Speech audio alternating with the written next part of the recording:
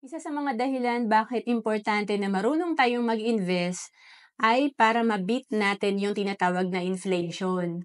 Inflation, ito yung ang bilis talaga ng pagtaas ng mga bilihin.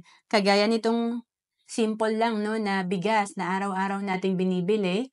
Noong 2010, ang halaga nito nasa 20 plus lang, makakabili ka na ng 1 kilo. Pero ngayong 2024, 55 pesos na. Kahapon bumili yung asawa ko, 62 pesos ang 1 kilo.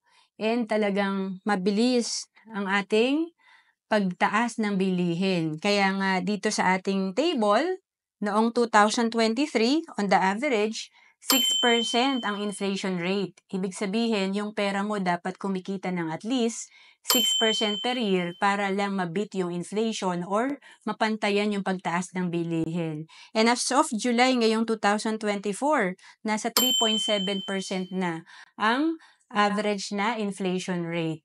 Kaya importante talaga, marunong tayong mag-invest. Kagaya dito, kung nakakapag-invest ka ng 3,000 per month at nagawa mo ito in 20 years, meron kang 2.9 million after 20 years. So again, kaya tayo nag-i-invest to beat inflation at ma-achieve din natin yung mga goals natin.